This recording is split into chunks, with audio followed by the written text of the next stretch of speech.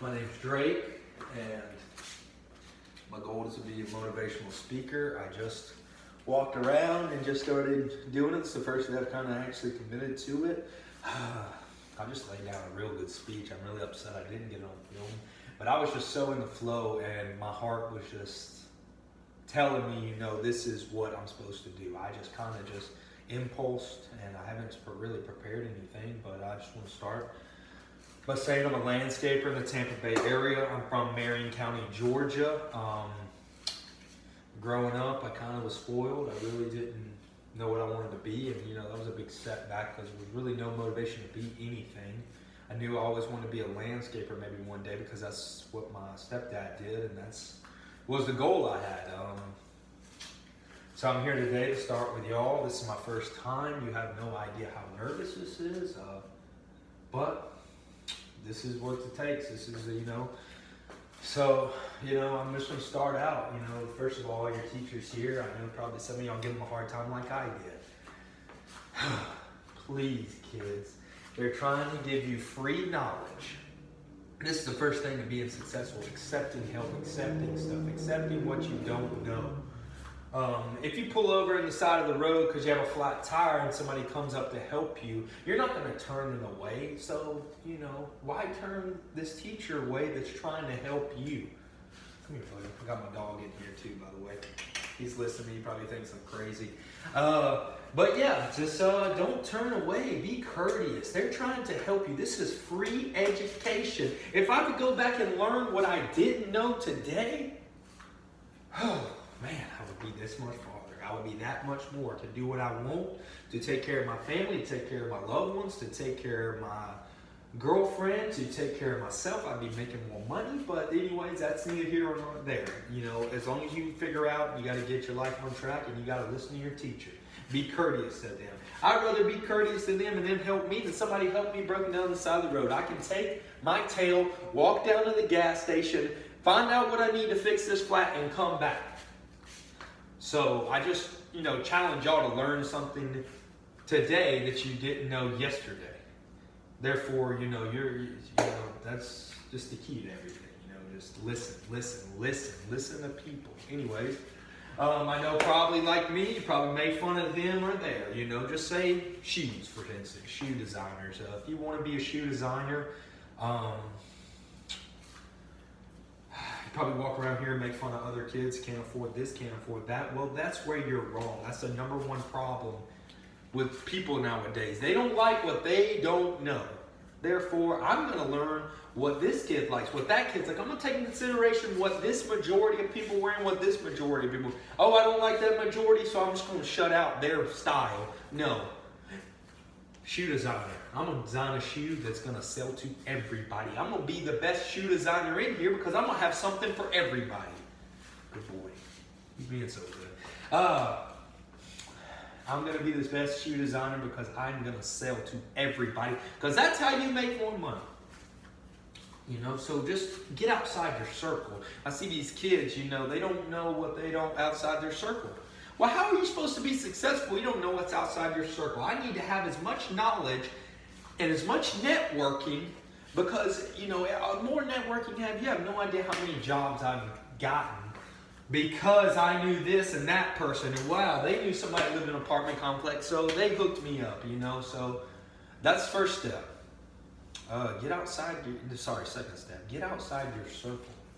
Learn what you don't know. Sell to who you don't relate with. That's what will tell you how good of a salesman you are.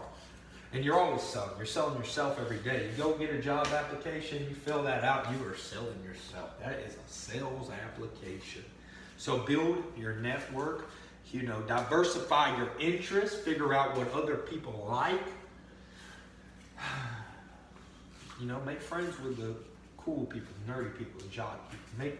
Make friends with them. They'll all teach you something you don't know. Just as these teachers are going to teach you something you don't know. Believe it or not, you don't know everything. When that teacher's getting on you for something you do and you're smacking your teeth, that is the most ignorant thing you could ever do because you're sitting there, somebody that has more wisdom than you can ever imagine. I don't care how much money they make. I don't care what they dress like. I don't care. They have wisdom because they've been on this earth longer than you have. I bet some of them are right now. I promise you are standing up there and can't believe that this is me talking, because they could never see this smart clown in class doing something like this, but I have you here and I'm doing it. I am doing it. I actually am doing way better than I thought I was going to do. I'm going to leave this stage and probably finally be able to breathe once I get 30 seconds off the stage. But third of all, I keep getting those. I just want to say second, 1, 2, 3. No, third of all. If you want to do something in your life, if you want to be a professional athlete, you want to be a shoe designer, you want to be a scientist, work at it every day. You have to do things today that you couldn't do yesterday. I messed that all up. Let me just rewind. You have to do things today so you can do things tomorrow that you couldn't do yesterday. I think that's how it goes. Either way, we'll move on from that. You get what I'm saying. You have to build on your skills. You have to sharpen your blades. You're out here using your skills. If you use your knife every day, you're going to have to sharpen it. You're going to have to sharpen it the next day because it won't be as strong as it will. You need to sharpen your skills. You're using your skills. You need to sharpen up. That goes along with diversifying. You can learn different skills from different people. You can learn skills to help sharpen your skills. Yeah, I mean, and that, I just remember my next point also. Retrain your mind. What are you looking? Are you looking at me? Good boy.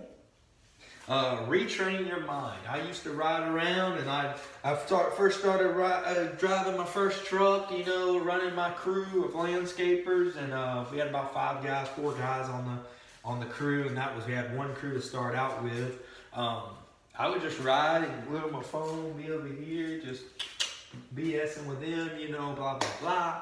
Thinking about what I was going to do on the weekend, thinking about what I was doing after work, but I wasn't looking. I wasn't opening my eyes to this world around me. And that all started when I met my buddy named Casey. Casey was a tree, he was an arborist, business owner. He cut down trees, that's what arborist does, or he trims trees. And we were riding in the truck going to look at a bid, and he's like, "Have you heard this motivational speaker?" I said, "No, I haven't. I've never really listened to it." He put this on, and I heard Les Brown's voice. After that day, I knew something inside me was awakened to become better than what I was, and I reprogrammed my mind. I started riding around. I'm like, he cuts down trees. I'm giving this bid. I'm giving away free money. All I need is a chainsaw and a couple tools in here and learn how to climb it. I can make that money. Why give that money to him? I can do it. So I started my tree company. My tree company kind of expanded. I got my first big dump truck. You have no idea how happy I was riding around that. Almost Lamborghini's nice, but riding around that dump truck, it was a money-making machine, and I was happy. And then I started thinking, this is real good and all, and I can do this. I can become as big as I want to, but is this really what my heart wants to do in this lifetime? Do I want to be a landscaper? I feel like my skills are too good. My people skills are too good to sell a business and have to go remind my workers every day. I'm selling work. I'm going to remind my workers every day. I mean, there's definitely a place for people like that in this world, and that's their job, and that's what they're supposed to do. But I'm too smart for that. I'm too brilliant. I'm sure there's some of you out there that know you're too brilliant and you're doing these things and you're just bored. But you got to learn these things and get above to figure out what you want to do.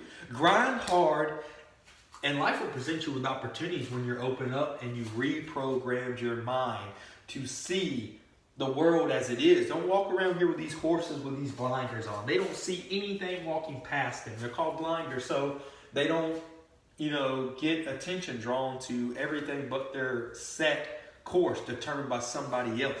Don't live hand to mouth. Don't have somebody holding their hand out like this, you take it and put it in their mouth. You want to be the food feeder. You want to be that person giving food out to people, helping other people. You want to be the man. If you want to be the man, you better grind hard, reprogram your brain, diversify with different kids, different things that you see, and you want to absorb all the knowledge that you have, especially the people older, like your teachers. I'm sorry, just to recap on everything I was talking about, just so we're on the same page.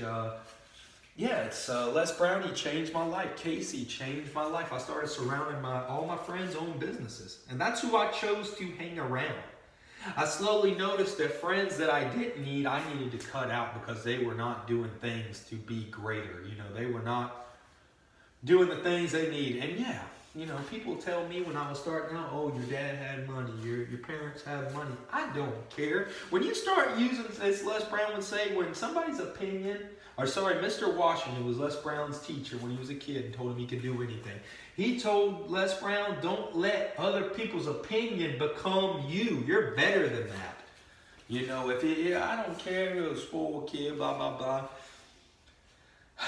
I feel like I've taken everything my stepdad has taught me about landscaping, and I started innovating. Innovating means like making things easier and making money faster and, growing the business. I just learned from things like that. I'm still working now. I just seen the text come up on my phone. I know it's about a list of everything that we have to remember, but we have come a long way in my company because innovation.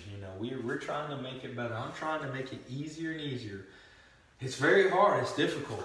Sometimes my workers don't want to, help me remember things and stuff like that, but we're going to get after it every day, and we're going to make it make our dream become a reality. So that's the goal. But it all started to reprogram my mind. Les Brown and all my friends. My friends were go-getters. They were people out here doing it. I wasn't hanging out with anybody that I didn't see going someplace. And if they weren't going someplace, they were still working to get to that place. Sometimes people climb that rock wall, they don't get to the top, but they're still going at it. And if you're not going at it, what is the purpose of waking up? Stop waking up like it's an accident. Stop coming to school just to go through the motion, just to see your friends, because your friends are just coming to school just to see you. I guarantee those people are going nowhere. I've had to cut a lot of people out of my life. I've slowly realized that people that ain't going nowhere are looking at you to bring you down because misery loves company. Nobody wants to sit at the pits of hell by themselves. They want a whole group of pits of hell people. They want people sitting there. I used to sit on that back road just like you with people I thought my friends. No, they were not my friends. If they heard me say this, they probably will one day because I'm going to be famous. I know I am. I'm going to be one of the best motivational speakers you ever heard. This is off the top of the head. I always knew I could be a freestylist rapper. That's kind of what one day I wanted to do. I used to sit in my room and write lyrics. But I can't sing. My voice, this ain't the hardest rapping voice, Could you imagine me talking about being at the club, shooting it up? That country bumpkin. What was he using, a deer rifle or a crossbow? No. This all led up to this. What really made me start identifying how I was going to be here, I went to a church in Columbus in North Highland, and I was sitting there and I was praise and worship, and this kid came up to me and said, your life's meant for something. I don't know what it is, but God told me to tell you that. Then I was drinking in Cozumel, Mexico. I met a preacher. I got his card in there. I need to give him a call. He said, you're going to talk to thousands of people. I was drunk. I just kind of brushed it off. I cried a little bit because we prayed together, but I knew that, he was serious because he was the second person to tell me that. So that's why I'm here today. Sorry, it just gets to me a little bit, but you got to do things, you got to keep grinding. You can't come into school. You can't do this. I want to start with you kids. That's who I want to motivate first. I relate to y'all. I'm 26 years old. I relate to y'all because if I can get you now, you won't go down the road in, 15 years, 16 years and say, dang, my 16 years are gone. I can't get that back. I can't be what I want to be right now because I didn't start 15, 16 years ago. So, you better get on it. Life's fast. Life's short. I lost my brother 3 or 4 years ago. I go in that weight room. He liked to weight lift. He loved to lift weights. So I said, I'm going to lift weights, I'm going to be, I'm going to do it, Started lifting weights, go every day, lift hard, lift hard, lift hard. I get down to the last set, about 225. I was tiny. I'd say, I'm gonna do this 225 for Brandon. I do that 225, motivate myself. I use those little, setbacks in life that, losing loved ones as motivation. I'm not gonna waste my life. Are you gonna waste your life? Your mom's out here, working, putting food on the table, cooking for you. So you can be something better than what you are right now. Don't disrespect your mother and not be the greatest that you can be. I've done that for many years. I got real lazy at one point in my life where the business was okay, but I didn't get out of bed as early as I should have. I'd get out at like 8:30, 9 o'clock. That is not going to get it done. That's not going to make my dreams reality. So, apply yourself for your mother's sake. Who else do you owe it to more than your mother? Let's see. I started fighting MMA because weightlifting wasn't a challenge. I said, I want to get in this ring and I want to be tired. I want somebody trying to take my head off. I'd rather be in that ring and talking to y'all up here because it's less nervous. I'd rather be in that. I went to the Top Hat, and that's a club in Buena Vista. I was the first white guy probably to enter the club, first white guy to enter the ring, is what they said. They said I already broken a record before I even walked up in the boxing ring. I couldn't box worth nothing. I was out of my element. I'm fighting guys that want to take my head off that already fought in this ring before, but the first round he hit the ground, one hit. Because I can do it. And I trained so hard for that fight.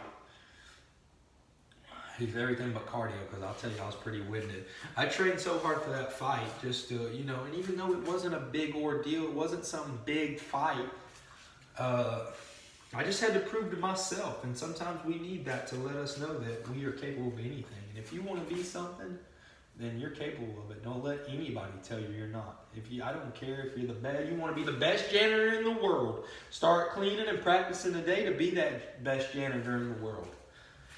Kind of blacked out through this. I'm even nervous just making this video. I'm scared to show this to anybody. But I'm going to have to make a YouTube channel. This is my first day. I was coming home. Lynch just went and got his shot so we can go... we can take him to his first time in daycare, so we can go to my girlfriend's. We rented a cabin up on Crystal River, or Rainbow River, for the weekend, and trying to do this. So I was on my way home, and I said, I worked today. I went to work today about 5:30. So I was coming home from taking Lynx to get a shot, and I said, I'm gonna go play some Call of Duty. I'm gonna play some Xbox when I get home. I love playing Xbox with my uncle, but I almost put this off. And I would have been really upset at myself because this is the first time that I have recorded and actually spoke and had this speech right here. I do it sometimes riding in the car, but this speech, honestly, I'm very proud of myself just to be able to talk. I'm kind of all over the place, I know, but I'm very proud that I have enough to put together. We're like 18 minutes in. That's a long time to speak. If you ever thought you could public speak or speak in general about anything, you go try to talk for 18 minutes. It takes a very long time. And I like to say thank you to Mr. Joey Wells. You should make us do public speaking all the time. That was probably the greatest thing. One more thing that I know got me to this point. I waited tables after high school, My parents retired, moved to Florida. I was on my own, so I had to figure it out. I had a Nissan truck, and I had no money to my name, and I wanted to wait tables to make some money. My first table was my parents. I was so embarrassed, for some reason, I couldn't. I was embarrassed that I was taking their order. I could barely speak. I remember that, clearly. I almost stuttered, which I'm going to get to another barely speaking point, but I could barely speak, but I slowly got the hang of it. I could pull up on any table. I moved back to Florida.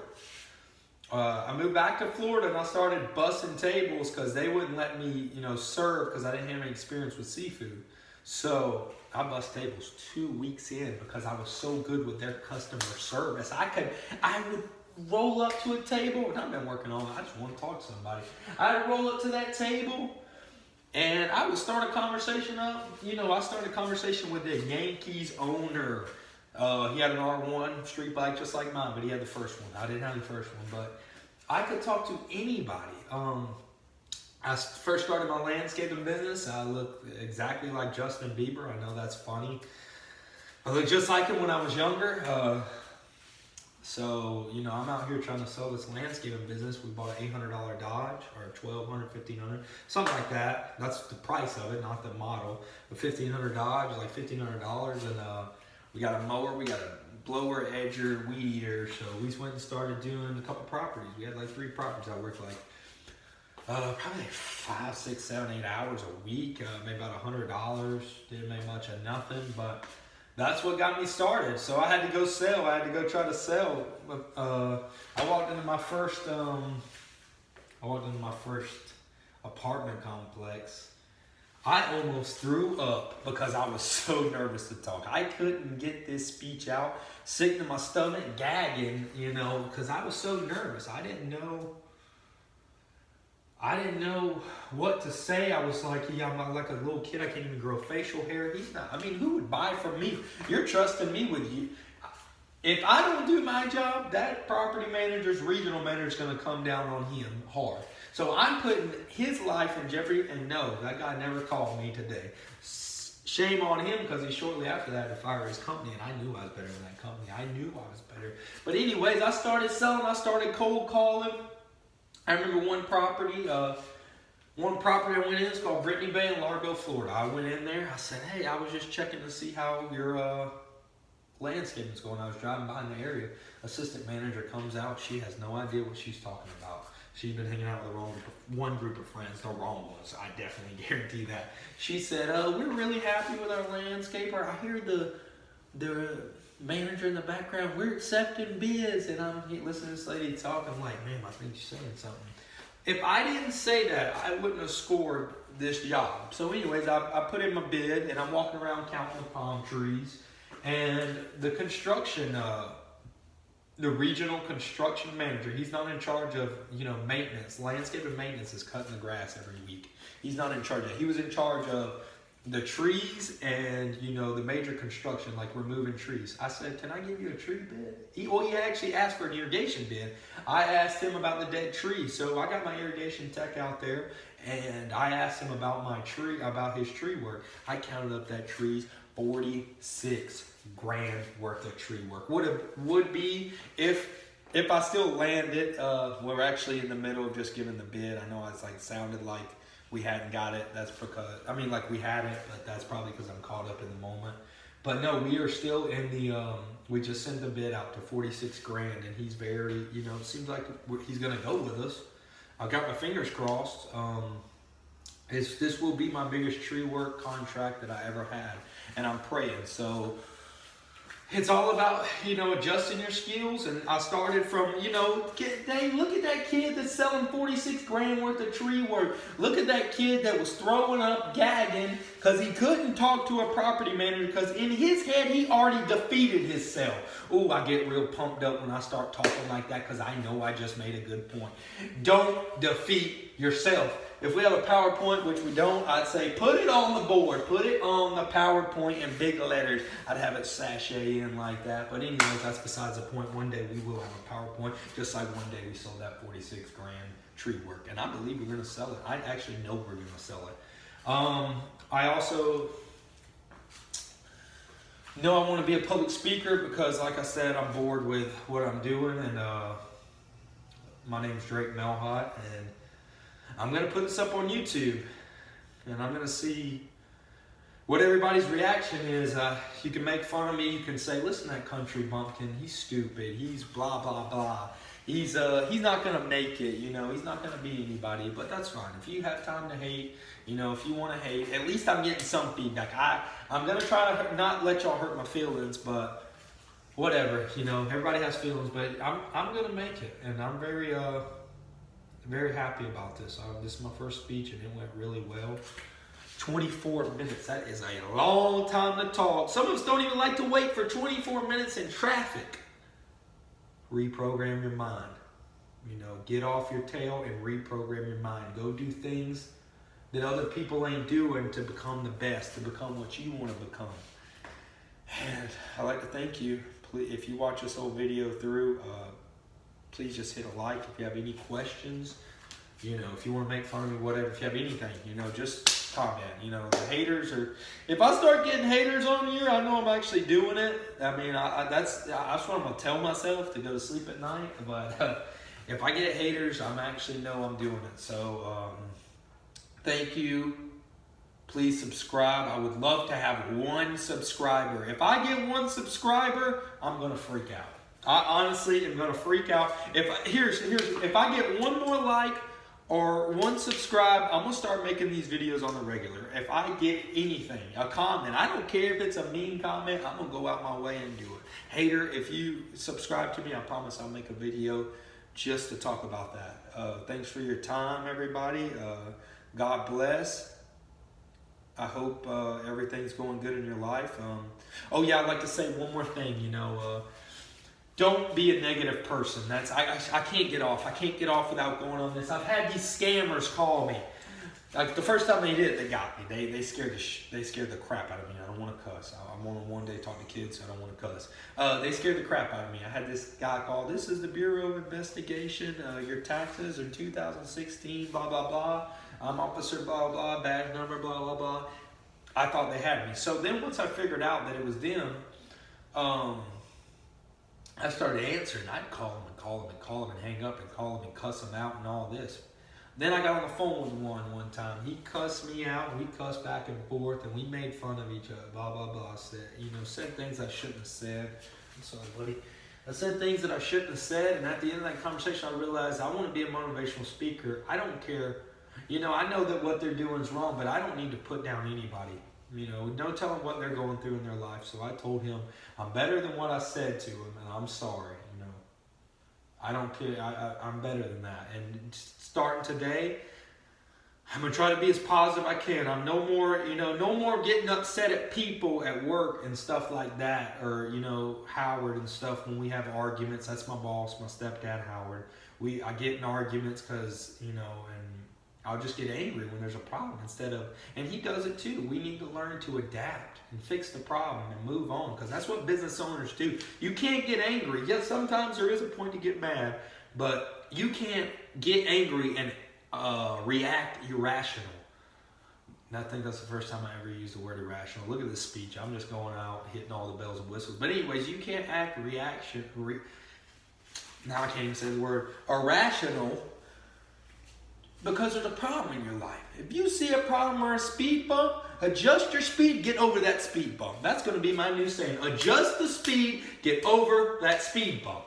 And now, you know, you see when I get excited, I know I made a valid point. I know that was another building block I put up on my speech. You know, practice, practice, practice. Thank y'all for y'all's time. Y'all have a good day. You know what? We're coming up on 28 minutes. I'm going to go ahead and just make this a 30-minute speech. I'm going to make it. I'm not going to cut myself short. I'm going to put in that little extra work. That little extra work will get me farther tomorrow than it did. Well, it'll get me farther tomorrow. And I'll be able to get maybe 2 more minutes. I'll add 2 more minutes. I'll get farther than I did today. You know, I'll do 32 minutes tomorrow. And then all of a sudden, the next thing you know, you'll have a 4-hour speech. You'll be getting paid $20,000, $30,000 like Les Brown. That's what it takes. Les Brown, I love to tell this story. If you want to be a disc jockey, he was, let's see, what would this be? He was mentally retarded when he was in grade school, and he didn't let that slow him down. He met a teacher named Mr. Washington. Mr. Washington said, you can be anything you want to be. Mr. Washington said, go to the board and do that problem. He said, Mr. Washington, I can't. He said, son, go to that board and do that problem. He said, I can't, I'm not your student. He said, son, go to that board and work that problem. He said, I can't. He said, why? He said, this kid in the class, another kid in the class said, he's DT. He had a twin brother. He said, he's the dumb twin. He said, I don't care. He said he's DT. And Les Brown said, I'm the dumb twin. Mr. Washington said, don't you ever say that again. Don't you ever say. Don't you let what people think put a label on you and become that. You will become whatever you let people. You will become whatever people say about you if you let it. Les Brown went on to become an Ohio State rep. Well, first he wanted to be a disc jockey. A disc jockey's a radio DJ. He said, he told Mr. Washington, want to be a disc jockey. He said, well, do you have any any experience? He said, no. He said, well, go to the radio station, and get a job there. He went to see I think his name was Mr. Buttersworth or something like that. I know it sounds like a crazy made-up name, but I honestly think that's what he said. He said, Mr. Buttersworth, I want a job. How you doing? I'm Les Brown. I'm Leslie Brown. I'm Leslie Brown. He said, do you have any experience? He said, no. He said, get out of here. Les Brown ran back to Mr. Washington. He said, he didn't hire me. He said, go back again tomorrow. Les Brown went in there smiling with his teeth showing like he'd known the guy forever. He said, Mr. Buttersworth, how you doing? Mr. Buttersworth said, what are you doing here? He said, I want a job. He said, didn't I tell you yesterday? Get out of here. He went back the next day. He said, Mr. Buttersworth, how you doing? He said, for crying out loud, what are you doing here? He said, I want a job. He said, I told you once yesterday. I told you once the day before. Get out of here. Most of us would have quit. I would have quit out the first time. I would have said, okay, you don't want me? No, he went back again the next day. He said, Mr. Buttersworth. He said, I need a job. Mr. Buttersworth said, go get me a coffee. Leslie Brown said, okay. Boom, he was in there. He started running errands for these DJ executives. He started running for the DJs. He used to pick up people with their Cadillacs, famous people, to come be interviewed on the radio show. He didn't have a license, but he dang sure said he drove like he had one. One night he was sitting up in the radio booth, and I love telling this story. This makes me, I just can't believe it. He said he was sitting there in the radio show, and he was sitting there looking through the window, and the DJ was so drunk he could barely sit on his stool. He said, drink, rock, drink. That's the name of the DJ. Drink, rock, drink. In his head, he was thinking, he was pacing back and forth. He said he got that call on the phone. He said that phone call said, hey son, I don't think Rock's gonna be able to finish a show. Can you call one of the other DJs for me and get him in here as soon as possible? He said, yes sir, I can. He said he put that phone down. He called his girlfriend and mom and said, turn on the radio show. I'm gonna be on the air. He hung that phone up. He waited a few more minutes. He said, he picked up the phone again as it rang. He said, son, you're gonna have to go on. No, he asked, can you find anybody? He said, no, I can't. I've looked everywhere. He said, son, you have to go on and play the next song, but don't you say no more. I wish I had a clip to show you, and if I ever do make this speech in front of people, I'm going to have this clip of how he said, he came on the radio station, and he had this long, drawn-out name, like, my name's Les Brown, the one, the man, the only, the myth, the legend. It went something like that. Not anywhere close, but he got that job in that radio station because he was persistent, and he worked every day, and he waited for his opportunity. If you wait for opportunities, if you work and grind, opportunities will present themselves. If you sit and wait for opportunities, you might as well go sit on the toilet, because that's all you're going to be doing. You're not going to be making it anywhere. So I ended up going 33 minutes. That is very long. I never thought I could do that, but thank you for your time for the third time. And y'all please just give a like or subscribe, whatever you want to do. Thank y'all. Have a good day. Say bye, Nuggy. Thanks for listening to me. I know you're sick and tired of it. Thanks, buddy.